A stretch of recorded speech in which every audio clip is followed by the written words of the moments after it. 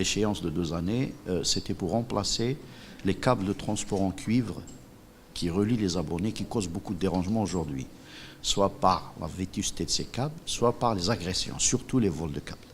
Donc là, avec... Ça coûte combien, monsieur, à titre indicatif, j'ai donné un chiffre annuellement en termes de coût de remplacement.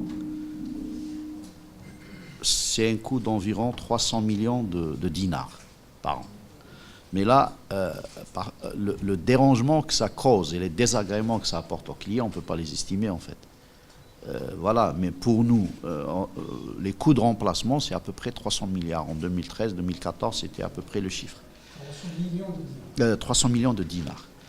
Et là, nous travaillons bien sûr avec les services de sécurité, avec, je dirais, les différents services concernés pour justement essayer de réduire l'ampleur de ce phénomène. Mais il faut aussi dire que c'est un phénomène qui ne touche pas que l'Algérie. C'est un phénomène mondial du fait de la pression qu'il y a en termes de besoins sur le cuivre à l'échelle mondiale. ADSL sur câble, qui ont le téléphone fixe et qu'ils payent au même prix que le citoyen qui est à Alger à côté du pop international. Vous ne trouverez pas ça dans beaucoup de pays. Donc bien sûr, quand on voit les indicateurs, quand on voit les trucs, on vous dit, oui, l'Algérie, elle est classée, elle n'est pas classée. Mais il faut relativiser. Mais ailleurs, ils ne prennent pas en compte, par exemple, la superficie du pays. Eux, c'est des chiffres, combien de personnes ont un PC, combien de personnes ont un truc, et puis c'est tout. Ces technologies avec Internet aujourd'hui, oui, mais c'est des technologies qui permettent de bouleverser une société dans un sens comme dans l'autre. Aujourd'hui, nous ne pouvons plus imaginer un développement socio-économique sans ces technologies. Ce n'est plus possible.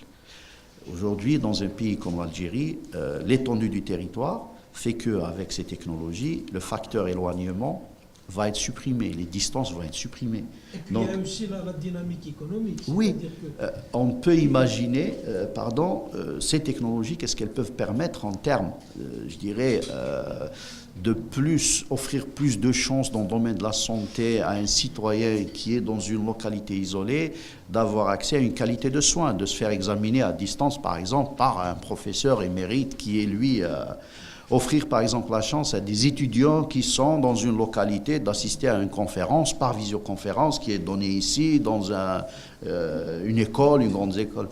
Donc on peut imaginer aujourd'hui ces technologies, comment qu'elles peuvent déjà être le catalyseur du développement de la société, ça sur le plan, je dirais, économique ou haja, mais elles sont en train de bouleverser aussi les usages. Aujourd'hui, on voit des personnes, par exemple, qui n'ont jamais été à l'école, des personnes du 3e âge, utiliser une tablette de façon très simple pour communiquer avec leur enfant qui est à l'autre bout du monde. Et ça, c'est fabuleux. Aujourd'hui, le plan de déploiement de la fibre optique n'a jamais été aussi important que ces dernières années. Nous rencontrons effectivement des difficultés pour trouver des prestataires, des entreprises qui puissent nous accompagner dans ce plan de développement. Donc, ce que nous avons fait jusqu'à présent, c'est-à-dire nous travaillons exclusivement avec des partenaires nationaux. Donc, toutes les entreprises connues, elles travaillent avec nous. Nous sommes allés encore plus loin. On s'est rapproché de l'ANSEJ pour encourager la création de micro-entreprises dans ces domaines-là, et pas uniquement dans la fibre optique, les réseaux aussi de distribution, où on assure une formation aux porteurs de ces projets-là, et on garantit aussi un plan de charge. Parce que c'est vrai, 10 000 à 15 000 km par an, et c'est vrai que c'est énorme, et c'est réparti au niveau à l'échelle de tout le territoire national. On a des difficultés à trouver des partenaires et des prestataires. Bien sûr, il y a aussi les lenteurs administratives, la bureaucratie qui joue aussi son rôle. Même si on est une entreprise commerciale, je le dis, mais il y a la lenteur. Nous sommes une entreprise publique. Les gens, vous savez, la réticence dans l'exécution de certaines tâches, c'est une culture. Les gens ont toujours des appréhensions, donc ce que vous pouvez faire en 1 mois, peut-être vous allez mettre 2 mois pour concrétiser un contrat, mais nous faisons avec pour essayer de changer les choses. Pour ce qui est de la 4G, ce n'est pas un problème de modem. c'est un problème de dimension de réseau. Comme je vous l'ai dit, c'est une technologie nouvelle que nous avons introduite. Nous avons préféré évoluer par phase. Nous avons un territoire très étendu, donc nous avons préféré travailler avec plusieurs fournisseurs pour ne pas être dépendant d'un fournisseur, d'une technologie, sachant que, vous savez, dans les réseaux, vous décidez de choisir un réseau, vous ne pouvez pas changer de fournisseur du jour au lendemain. Donc c'est des réseaux qui sont là pour durer, donc il faut pouvoir les gérer, il y a des contrats d'assistance par la suite, des supports, donc vous êtes obligé de rester avec le fournisseur. Nous, pour éviter d'être dépendants des fournisseurs, nous avons sur cette activité 4 fournisseurs, donc un fournisseur, un équipementier qui fournit la partie cœur de réseau, et 3 fournisseurs qui fournissent la partie accès, la partie radio. Et on a préféré travailler déjà sur une première phase où on s'assure, je dirais, de la qualité de ces équipementiers et de leurs équipements, et de s'assurer aussi de l'interopérabilité des équipements. Maintenant, on est passé à la deuxième phase d'extension. La première phase était dimensionnée pour supporter 100 000 clients. Déjà, 100 000 clients pour nous au début, on s'était dit, est-ce que ça va marcher, ça va pas marcher, mais finalement, ça a connu un engouement à tel point qu'on est arrivé à 130 000 clients sur un réseau dimensionné essentiellement sur 100 000 clients. Après, on a dit, il faut arrêter de vendre parce que c'est des connexions sans fil partagées. On peut vendre des modems, il n'y a pas de problème, mais la qualité va se dégrader. Donc là, on a temporisé dans les zones où il y a une saturation, mais prochainement, on a commencé les extensions. Progressivement, on va généraliser, les extensions pour pouvoir permettre donc une disponibilité de ces accès. Et là encore, j'insiste sur le fait que cette technologie sans fil est une technologie complémentaire à l'accès filaire. Nous, notre souhait et notre stratégie, c'est de focaliser sur le développement des réseaux câblés, filaires, c'est-à-dire basés sur la fibre optique, et se rapprocher de plus en plus avec la fibre optique des abonnés, parce que le très haut débit garanti, vous ne pouvez l'avoir qu'avec un support câblé. Les supports sans fil, ce sera des solutions palliatives, complémentaires pour certains usages, ou bien une solution qui sera, adaptée pour les zones où il sera très difficile de poser des câbles rapidement dans un délai réduit. La dernière question pour le Wi-Fi, vous savez, on n'est pas le premier opérateur au monde à faire du Wi-Fi en outdoor. Il y a des opérateurs, même dans les pays voisins, qui ont généralisé leur accès en Wi-Fi outdoor. Nous, en tant qu'opérateurs, même avec la 4G, c'est une forme aussi, elle peut être interprétée comme une forme de concurrence. Nous avions un réseau sans fil WLL qui pouvait aussi être interprété comme une forme de concurrence. Mais aujourd'hui, nous n'avons pas le choix. Aujourd'hui, il faut offrir de l'accès aux clients. Nous, on est un opérateur fixe. Nos accès sont fixes. Il n'y a pas de mobilité sur notre réseau. Donc, si vous utilisez un accès 4G, vous êtes obligé d'utiliser dans une région. Le reste, maintenant, et nos modems, vous n'allez pas avoir des modems.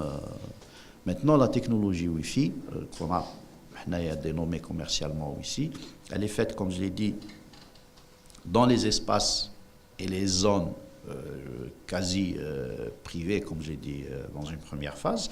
Bien sûr, il y a les espaces publics où il y a une grande concentration, de personnes et d'utilisateurs, où on peut offrir cet accès-là, qui permet aussi, parce que même sur les réseaux mobiles, avoir une qualité, quand il y a une concentration de trucs, c'est pas évident. Donc c'est des technologies plus complémentaires que concurrentes. اليوم احنا غير في القطاع تاعنا في القطاع يعني الاتصالات وين عندنا الظاهره هذه مثلا اذا عندك مشكل في الكهرباء داخل البيت ما نظنش ان مؤسسه تاع التوزيع تاع الكهرباء هي اللي تدخل داخل البيت بالنسبه للمياه نفس الشيء احنا عندنا هذا المشكل هذا ولكن فيما يخص الانقطاعات اللي تحدث جراء يعني كما قلنا في سرقة الكوابل ولا تقطع الكوابل يعني أحداث على الشبكة فإحنا نطلبوا من الزبائن أنهم يعلمونا باللي الخط تاعهم ماهوش يمشي إحنا نقوموا بإيقاف الاشتراك ولكن إذا حدثت يعني انقطاعات داخل الأجهزة يعني وين المسؤولية في هذه الحالة هذه لكن الأجهزة تاعنا ولا احنا قمنا ببعض الأشغال وين ممكن يعني تسبب انقطاع للخدمه، هنا نقوموا بتعويض يعني حسب عدد الايام اللي يعني حدث فيها الانقطاع ولا يعني ما كاش الخدمه بالنسبه للزبون. بالنسبه الانجازات رانا نشوفوا يعني كاين بعض الارقام راهي هنا. يعني اولا العدد تاع المشتركين اللي راهي تزايد، واليوم كاين يعني ضغط وتهافت كثير على خدمة الانترنت يعني عبر الشبكة الثابتة، وحتى بعد إطلاق يعني خدمة الجيل الثالث كان في بعض يعني بعض الخبراء يعني بين قوسين كانوا يعني ادعوا أن اتصالات الجزائر راهي رايحة تزول بعد إطلاق يعني خدمة الجيل الثالث. احنا قلنا شفناه الشيء هذا يعني ما راناش يعني نقوموا بتنبؤات ولكن الشيء رانا نشوفوه في البلدان الاخرى اللي راهي اكثر تطور منا بالنسبه لها التكنولوجيات.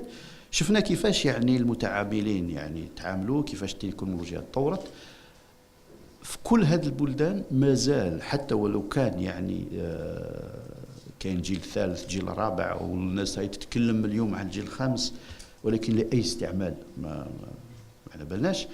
ولكن الشبكه الثابته والمتعاملين تاع اللي يخدموا الشبكه الثابته مازالهم متواجدين.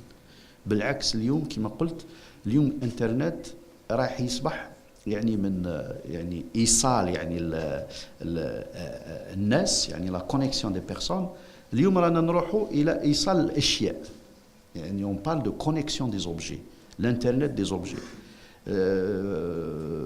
عن قريب في البيت، علاش قلت مثلا فوت كونيكسيون انترنت راك في البيت راك تستعملها.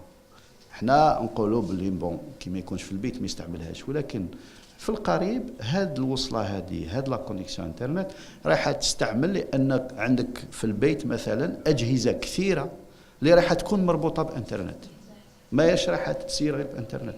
قدروا نيماجينيو يعني هكا يعني غدوه الثلاجه مثلا تولي عندها اون كارت افيك اون ادريس اي بي. هذاك لو ديبانور تاع الفريجيدير يقول لك انا جو مو ديبلاس با، عطيني لادريس اي بي تاع الفريجيدير تاعك جو في فير ان دياغنوستيك ا ديستانس.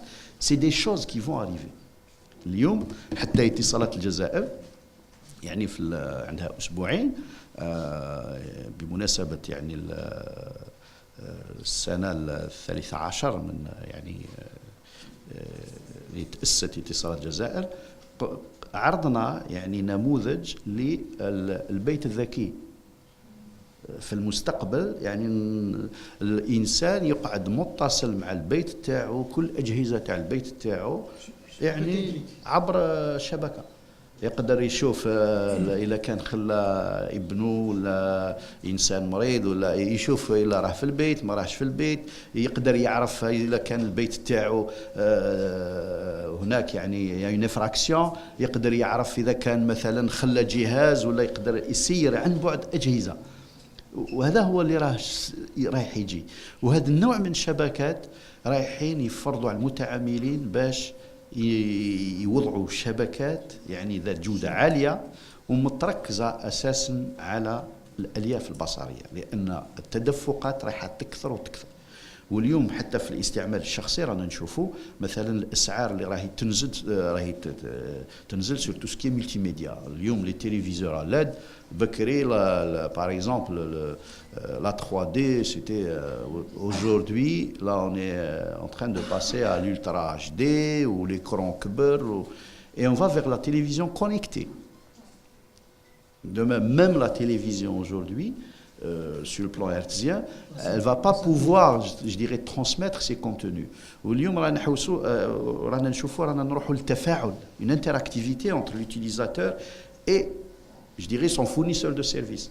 حتى اتصالات الجزائر عندنا مشاريع par exemple pour la vidéo à la demande، c'est-à-dire الزبون يحب يشوف المحتوى اللي يحبه في الوقت اللي يحبه. يعني أشياء جديدة اللي رايحة تفرض علينا باش نوضع شبكات ونطوروها. وهذا اتصالات الجزائر راهي تعمل في هذا الاتجاه هذا. ولكن احنا المشكل اللي عندنا اليوم عندنا ايرث، on a un réseau qu'il faut mettre à niveau D'un autre côté, on a des clients qui sont très exigeants يعني هذا يعني نتفاهموه ولازم نواكبوا هذا الوضع هذا باش نعملوا معاه. بالنسبه للاسعار في السنه الماضيه حنايا قمنا بمضاعفه التدفقات يعني بنفس السعر بالنسبه للزبائن. Bon, on a doublé les débits gratuitement. Bon, عندنا يعني عروض خاصة ببعض يعني الفئات مثلا الصحفيين وعندنا عروض خاصة ببعض يعني دي انستيتيوشن ولكن علاه ما هوش لأنهم يعني هيئات هذه العروض هذه اللي خاصة بهم جاية في إطار عقود يعني ضخمة. On a des contrats de service معهم parce que هادو c'est des clients en termes d'institutions et c'est des mesures d'accompagnement.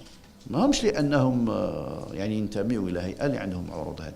C'est des négociations parce que nos plus grands clients aujourd'hui, عندنا وزارة الدفاع، وزارة الداخلية، وزارة هادو. Donc c'est une négociation. Donc les journalistes حنايا عائلة الصحافة إلا كان تقدروا تجوا تقولوا لنا حنايا رانا مليون زبون نجيو كامل on peut vous faire un prix. Mais quand même les journalistes, on vous a considéré comme quand même une corporation qui utilise Internet. Déjà, les offres TACOM, il y a une remise sur les tarifs publics, il y a aussi une offre de volume de stockage, il y a quand même un accompagnement. Et bien sûr, à l'avenir, quand il y aura de nouveaux services, on va penser aussi à... D'ailleurs, sur le plan des services, يعني في الخدمات رانا في مثلا الاسبوع الجاي ولا في هذا الشهر هذا نطلقوا خدمه جديده هي يعني لا فيزيوفوني للمؤسسات. C'est la téléphonie en visiophonie qui va permettre ثاني للمؤسسات باش الاستعمال يعني هذه التكنولوجيات للتفاعل اكثر في الاتصالات تاعهم. Il y a des rumeurs donc c'est des rumeurs.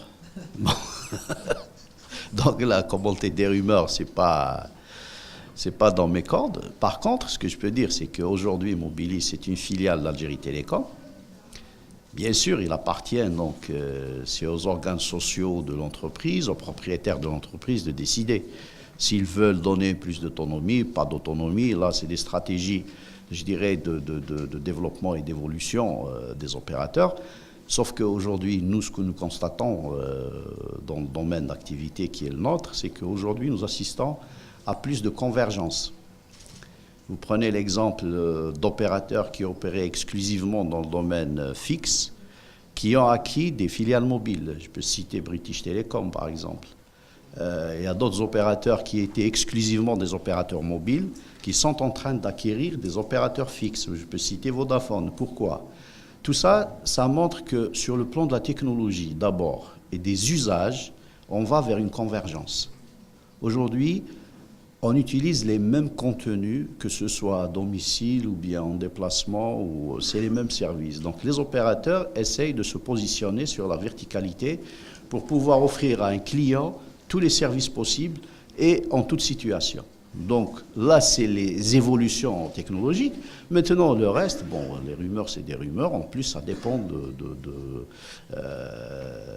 je dirais, des propriétaires des opérateurs. C'est eux qui font la stratégie de développement à l'échelle entreprise. Et à l'État, c'est pas au premier responsable de l'entreprise. Effectivement, vous savez, toute chose a son revers.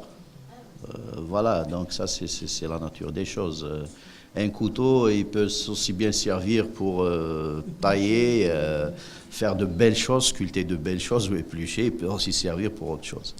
Donc là, c'est un phénomène mondial auquel, naturellement, nous serons confrontés. Mais là encore, il faudrait que les utilisateurs de ces technologies-là soient informés, encore plus informés. Bon, il y a le phénomène de la cybercriminalité, mais il y a encore un autre phénomène beaucoup plus insidieux. Aujourd'hui, c'est l'utilisation des données.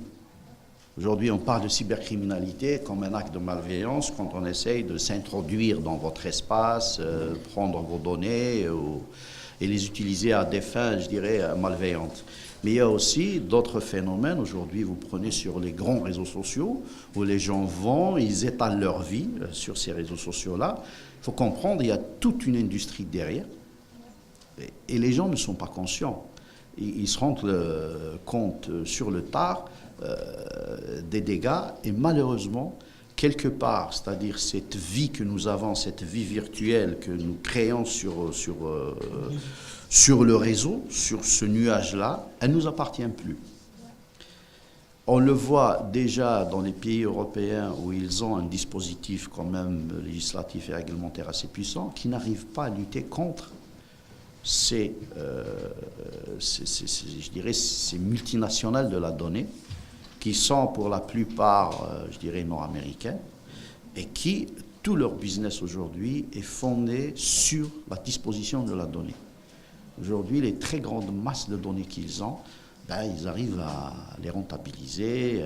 Aujourd'hui, ils connaissent exactement le profil des clients, leur goût en termes vestimentaires, leur goût en termes même en termes de nourriture, si les gens, quels sont les types de pathologies qu'ils ont, et c'est une véritable menace. Maintenant, le phénomène aussi de la cybercriminalité, c'est vrai, quand on vit dans un monde de plus en plus connecté, donc il faut déjà une prise de conscience à l'échelle individuelle. Maintenant, par la suite, il y a les opérateurs qui doivent mettre en place des solutions de sécurisation, ce que nous faisons, et il y a aussi cette sécurité-là. Aujourd'hui, on le voit d'ailleurs, il y a une prise de conscience qui est en train de s'installer au niveau des États. Et des États, nous en Algérie, alhamdoulilah, on a toujours été quand même prudents. Et ça nous a été reproché par des États qui aujourd'hui, eux, reviennent et sont en train de légiférer et d'adopter des lois qui sont à la limite, je dirais, de la loi, entre guillemets. On le voit, des pays qui reprochaient à un certain moment à l'Algérie, quoique chez nous, et là je le dis, je le redis, nous avons l'Internet le plus ouvert. Il n'y a jamais eu de restrictions. Et on peut le constater, les contenus, les gens, mais le plus important d'abord, c'est que les gens soient informés, soient conscients. Nous d'ailleurs, plusieurs fois, on le constate, peut-être des fois les gens le font naïvement, ils partagent leur accès à Internet. Surtout aujourd'hui, toutes les connexions, c'est avec des accès en Wi-Fi. On attire l'attention des gens, faites attention. Il y en a qui le font de façon, je dirais, volontaire. On a vu des cas où des gens, dans un même immeuble, pour payer un seul accès, et ils partagent le prix de l'abonnement, ils partagent l'accès. Après, ils se plaignent pour la bande passante. Alors, ils pensent que la bande passante, c'est la même pour tout le monde. Mais il ne sait pas combien de gens sont en train de se connecter. Mais par la suite, il ne sait pas que fait son voisin. Et pour nous, le responsable, c'est celui qui est abonné, c'est son adresse. Que si demain il y a un incident, là, il est responsable. Et aussi, on attire l'attention des gens sur aussi le fait qu'ils doivent protéger leur accès. Parce que leur accès, s'ils laissent son accès ouvert, n'importe qui peut se connecter à son insu. Maintenant, après, nous insistons sur la protection des enfants. C'est pour ça qu'on a introduit une solution de contrôle parental. C'est un service, c'est-à-dire, nous, on a acquis cette solution. Dans une première phase, c'était un service qu'on offrait, c'est-à-dire qui était payant. Après, on a décidé de l'offrir gratuitement. On offre une licence par client gratuite. C'est-à-dire, s'il a plusieurs positions à la maison, il peut réserver un PC sur lequel il mettra cette application qui lui permet de contrôler l'utilisation, c'est-à-dire restreindre l'accès à certains sites. Il y a déjà des sites, c'est-à-dire de base, ils sont restreints. Rajouter des sites si les parents ne veulent pas que leurs enfants accèdent à ces sites. Ils peuvent aussi limiter les périodes d'utilisation. Parce qu'il y a un autre phénomène aussi qui est en train de s'installer, c'est l'addiction. On le constate aujourd'hui à travers nos enfants, ces générations tactiles, comme on peut les appeler, c'est le phénomène d'addiction à l'utilisation d'Internet qui commence à devenir un véritable fléau, à tel point que dans certains pays, par exemple on le voit en Asie, au Japon, en Chine, on a créé des centres, entre guillemets, de désintoxication. Et là aussi, c'est un autre phénomène qu'il faut qu'on prenne en considération parce que c'est des choses qui peuvent amener à une utilisation complètement détournée de ces technologies-là. يعني السعر تاع التعويض تاع هذه الكوابل اللي راهي تتسرق اليوم يعني تصل حوالي إلى 300 مليون دينار سنويا، يعني لتعويض هالكوابل. ولكن يعني الأضرار المعنوية بالنسبة للزبائن ما نقدروش يعني نحسبوها. لهذا احنا رانا يعني سطرنا برنامج لتعويض هذه الكوابل النحاسية يعني اللي جاية في الطبقات تاع يعني التوزيع في الشبكة، باش نعوضوها تدريجيا بالألياف البصرية إن شاء الله. يعني في ظرف سنتين نوصلوا إلى يعني باش نحيو هذه الظاهرة هذه بإدخال هذه الألياف البصرية وتكنولوجيا الأمصان في هذه الطبقة من الشبكة. ما عندناش مشكل اليوم بالنسبة لدفع يعني المستحقات. كاين بعض المشاكل لإيصال الفواتير يعني عبر البريد، كاين دائما تأخر، وهذا ايضا كاين المشكل تاع كل الاحياء الجديده هذه، ومن حتى يعني نتفهموا مشكله يعني بريد الجزائر وسرعه البريد يعني حتى في العناوين ومن. لهذا احنا فضلنا اننا نقوموا بكل الزبائن تاعنا اليوم يقدروا يطلعوا على الفاتوره تاعهم عبر الشبكه. كاين فضاء الزبون وين كاين الفاتوره تاعو راهي موجوده، وحتى يعني وضعنا الخدمات هذيك خدمة خلاص وين نسمحوا للزبون إذا كان عنده رصيد بريدي باش يقوم بالدفع الفاتورة تاعو عبر يعني الانترنت من الرصيد تاعو، الحساب البريدي تاعو يعني بشكل يعني عادي، وما هوش يعني كما نقولوا احنا السحب. دفع هو اللي يقرر إذا كان حاب يدفع ولا ما يدفعش. ونظن أن هذا راح يسهل العملية للزبائن وحتى الاتصالات الجزائر. يعني خدمات جديدة دخلناها في هذه السنة الماضية اللي نتمنى إن شاء الله تنحي هذا المشكل هذا تاع وصول الفواتير وعدم وصولها في الوقت ولقطاعات اللي تتسبب. لأن احنا عندنا أجهزة يعني يعني آلية، يعني لما إذا كان ما دفعش في الوقت المحدد راح يقوم القطع، ماهوش يعني الشخص يقوم بالقطع. لهذا عندنا هذه المشاكل هذه. كما قلت التعويضات إذا كان يعني الاختلال وقع في المصالح يعني في الأجهزة تاع اتصالات الجزائر، احنا نكونوا عالمين بالخلل هذاك، يعني نقوموا بالتعويض آليا ب يعني إعطاء المدة اللي دام فيها الخلل. ولكن إذا كانت يعني تعطلات ناتجة عن انقطاعات في الكوابل، والانقطاعات ما نجمش نعرف إذا كان ممكن يحدث انقطاع في بيت الزبون ولا على يعني الطريق العمومي. في هذا الحال نطلبوا من الزبائن أنهم يعلموا اتصالات الجزائر لوقف الاشتراك تاعهم إلى حد يعني نقوموا بالإصلاح تاع التعطيل هذاك ويعاود يصير الاشتراك تاعه. احنا لما اطلقنا الشبكة تاع الجيل الرابع في المرحلة الأولى يعني كنا يعني ملزومين بالقيام بمرحلة هذه، هي تكنولوجيا جديدة وتكنولوجيا وين رايحين. جبنا يعني المتعاملين اللي يخدموا معنا لي زيكيبونتيي، رايحين 4 مصنعين رايحين يعملوا فيما بعض، يعني لازم يكون تفاعل بين هذا المصنعين. لهذا قلنا نقوم بمرحلة أولى وين ركبنا فيه أكثر من 250 يعني محطة هوائية عبر كل ولايات الوطن. ما كاش ولاية ما فيهاش الجيل الرابع. لهذا في هذه المرحلة الأولى وصلنا إلى 130 زبون، 130 ألف زبون، 130,000 كليون. الآن رانا رايحين بدينا في المرحلة الثانية، بدينا في تركيب الأجهزة تاع المرحلة الثانية. والآن المرحلة الثانية هذه راح نقوموا بتعميم هذه التكنولوجيا. ولكن هذه التكنولوجيا احنا لأن اليوم الزبون الشيء اللي يهمه ويكون عنده يعني نفاذ إلى الانترنت بسعر معقول وبجودة يعني معقولة. لهذا احنا هذه التكنولوجيا ما راحيش نستبدلوها